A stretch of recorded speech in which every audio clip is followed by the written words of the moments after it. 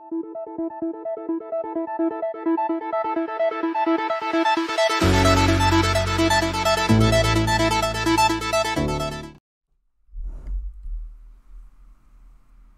but de cette capsule vidéo est de créer un script d'ouverture de session pour connecter des lecteurs réseau communs. Alors, on va faire un test avec Marie Labonté pour se connecter à son dossier commun de département. Alors, je vais aller voir dans Active Directory pour aller repérer dans quel département exactement se trouve Marie Labonté. Donc, ça ne devrait pas être tellement long, ça s'en vient, et voilà. Donc, Marie se trouve dans le département des développeurs. Et précédemment, dans une autre capsule, on avait déjà créé la structure pour les dossiers communs. Donc, Marie se trouve dans le département connaisseurs et développeurs ici. Avant de faire ma configuration, je vais valider que Marie a bien les permissions adéquates pour accéder au dossier développeur ici. Alors, on voit que ceux qui ont accès au dossier développeur, ce sont les membres du groupe administrateur et les membres du groupe développeur avec les permissions de modification. Alors, je vais ouvrir une session sur le poste de Marie pour aller valider l'accès à son dossier commun en passant par la ligne de commande. Et après, on va créer le script d'ouverture de session pour tester le batch file. Alors maintenant, la session elle est ouverte, donc je vais aller dans Démarrer, Exécuter, et je vais taper la ligne de commande 2 / avec le chemin d'accès du serveur, donc srv-note, avec le dossier département qui est ici, et je vais ajouter le restant du chemin d'accès, donc le dossier des connaisseurs, le dossier des développeurs, et à l'intérieur, en faisant OK ici, je devrais être capable de rentrer à l'intérieur du dossier. Alors, on voit que je suis dans le dossier des développeurs ici. Comme Marie a accès en modification, je devrais être en mesure de créer un dossier. Voilà. Et en mesure également de supprimer un dossier. Et voilà, ça fonctionne. Par contre, dans le PC ici, je n'ai pas accès au dossier commun. J'ai seulement accès au dossier personnel qu'on a créé à la précédente capsule.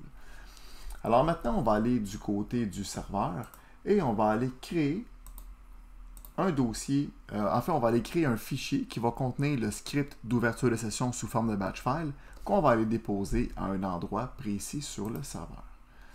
Alors, je vais aller dans le PC, sur le disque local C, dans le dossier Windows ici. Du côté de Windows, je vais aller voir dans le dossier sysvol qui se trouve ici, en lettres majuscules. À l'intérieur de sysvol, j'ai encore le dossier sysvol qui est ici, donc je vais rentrer à l'intérieur. J'ai mon domaine, note.com qui est ici, donc je vais cliquer sur le domaine, et à l'intérieur de ça, j'ai le dossier script qui est ici. Ça, c'est une façon d'y accéder. Une façon peut-être légèrement plus rapide est d'aller dans la ligne de commande ici, démarrer, exécuter, et je vais taper 2 / avec le nom de mon serveur, srv-note. Et quand je vais taper un /, tous les partages qui sont déjà créés sur le serveur apparaissent. Donc, le dossier script est un dossier partagé et le nom du partage, c'est le dossier netlogon. Donc, quand je choisis ici le partage netlogon, j'arrive exactement au même endroit que mon élément ici. Donc, si je crée un fichier dans le dossier netlogon, un fichier texte, on va voir qu'il va apparaître aux deux places parce qu'effectivement, c'est la même chose. Alors, je vais fermer cette fenêtre-là ici. Et je vais créer maintenant le batch file qui va servir pour les membres du département qui s'appelle développeur. Donc, Marie et Xavier vont avoir le même script d'ouverture de session. Alors, je vais l'appeler développeur. Je vais ouvrir mon fichier que je vais sauvegarder en batch file. Donc, je vais faire fichier enregistré sous ici. Dans le type de fichier, ce n'est pas un fichier texte que je veux, c'est un fichier .bat. Alors, je vais choisir tous les fichiers et je vais venir ajouter ici l'extension .bat. Donc, j'ai un fichier qui s'appelle développeur.bat qui va s'ajouter à côté de développeur.txt. Je vais faire enregistrer ici. Je vais le fermer. Et maintenant, vous voyez que j'ai deux fichiers, un développeur.txt et un développeur.bat. mon fichier .txt, lui, je peux le supprimer. J'en ai plus besoin. Maintenant, c'est celui-là ici que je vais modifier. Donc, je fais un bouton droit de la souris. Je vais faire modifier ici. Exécuter. Et maintenant, c'est ici que je vais saisir les commandes de mon fichier. Alors, on y va avec la première commande qu'on devrait retrouver en haut d'un batch file pour venir masquer les commandes. On va seulement afficher le résultat de la commande. Alors, c'est A commercial echo off. Et après ça, je vais laisser un commentaire pour dire que ici, je vais voir les messages, en fait, le message de bienvenue que l'utilisateur va voir. Alors, je vais faire la commande echo pour afficher un message. Donc, par exemple, bienvenue. Et là, ici, je vais spécifier une variable d'environnement qui s'appelle username pourcentage, username pourcentage. Donc, peu importe la personne qui va se connecter sur l'ordinateur, le serveur va aller récupérer son nom d'ouverture de session. Je vais utiliser la commande echo point pour sauter une ligne, au même titre que je ferais, par exemple, entrer dans un document Word. Et je vais y aller avec une autre commande d'affichage echo. Donc, on va dire, vous êtes... Là, évidemment, je ne peux pas mettre les accents parce que le batch file, lui, c'est des caractères anglophones seulement. Donc, ça fait une phrase qui est un petit peu cassée, point de vue français. Mais au moins, on n'aura pas de caractères particuliers qui vont s'afficher à l'écran pour l'utilisateur. Alors, je vais écrire, vous êtes connecté sur l'ordinateur. Et là, je vais écrire une autre variable d'environnement qui va s'appeler computer... computer name pourcentage. Donc, pourcentage, computer name pourcentage. Et vous êtes sur le domaine et une autre variable d'environnement qui va s'appeler pourcentage, pourcentage user domain pourcentage. Donc, le message va afficher, si on agrandit un petit peu la fenêtre, le message qui va s'afficher va dire bienvenue, par exemple, Marie. Ou Marie.labonté, c'est son nom d'ouverture de session. Vous êtes connecté sur l'ordinateur avec le nom de la machine et vous êtes sur le domaine note.com. On va sauter une autre ligne dans l'affichage des messages. Et là, ici, je vais écrire un message général, facultatif aussi. Donc, on va dire qu'on va faire le nettoyage des lecteurs réseau. Réseau, pas de X. Donc, nettoyage des lecteurs réseau. Et ici, je vais me laisser une ligne présentement de libre et je vais faire un écho point pour sauter. La ligne ici, je vais venir la renseigner quand j'aurai terminé mon script de connexion. Alors, je fais un écho point ici, je vais faire une autre commande écho pour afficher un message. Et là, ici, on va faire une connexion des lecteurs réseau. Connexion des lecteurs réseau. Et maintenant, je vais utiliser la commande netUse pour connecter un lecteur réseau. Alors, net qui veut dire réseau, use qui veut dire utiliser. Donc, je vais utiliser une connexion réseau et je vais utiliser, par exemple, la lettre P. Donc, je vais écrire P2 points. Donc, c'est la lettre que Marie va voir ici dans son poste de travail. Très important, on doit faire un espace entre la lettre et le chemin d'accès. Et maintenant, je vais saisir le chemin d'accès du dossier commun du département de Marie, qui est le dossier développeur. Alors, j'ai deux possibilités. Soit que je peux le saisir manuellement, un caractère après l'autre, mais par expérience, c'est toujours problématique au niveau des fautes de frappe, fautes d'inattention. Alors, je vous suggérerais fortement d'opter pour la méthode numéro 2, qui serait de venir faire un copier-coller du chemin d'accès directement.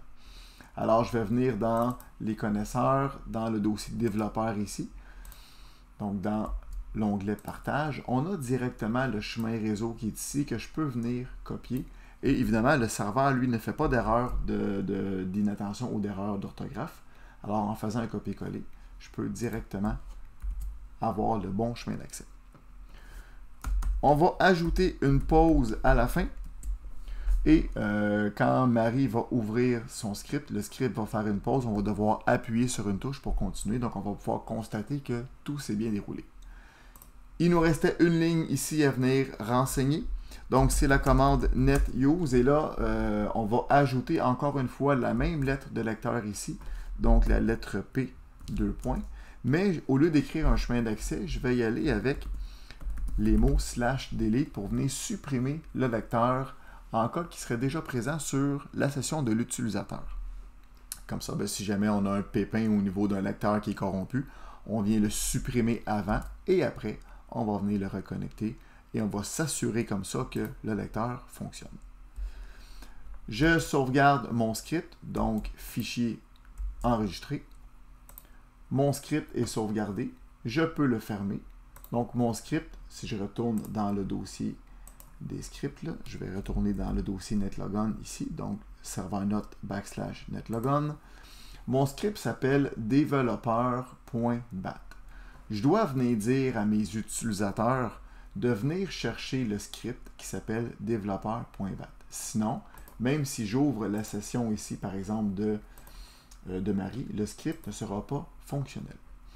Alors, je vais retourner dans la session, en fait, dans le profil Active Directory de Marie et de Xavier, et je vais venir spécifier quel script je veux utiliser.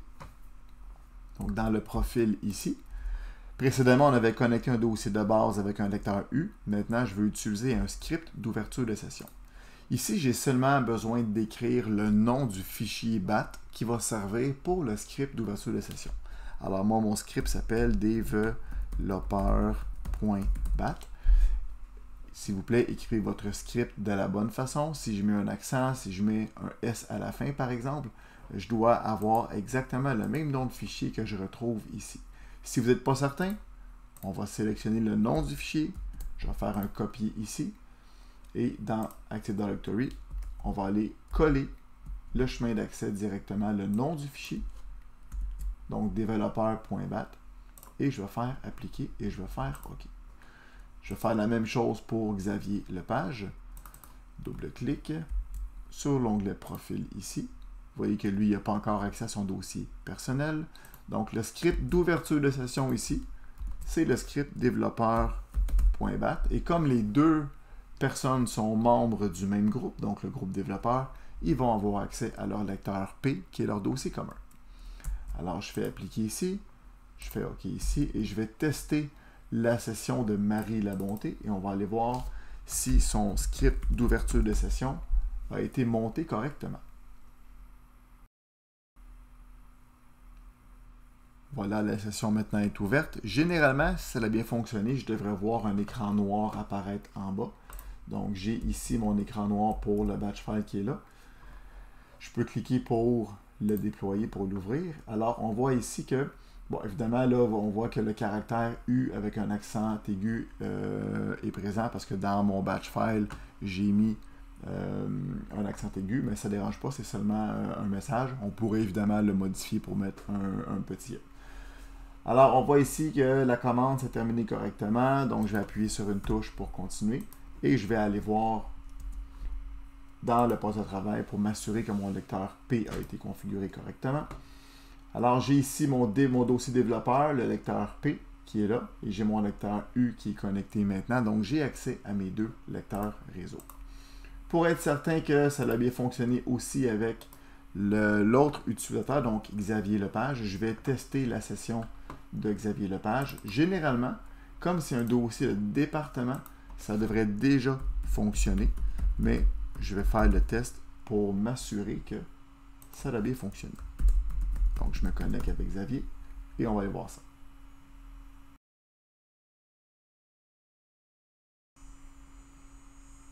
Alors maintenant, la session de Xavier Lepage est ouverte. Je vois ma petite fenêtre noire qui est ici.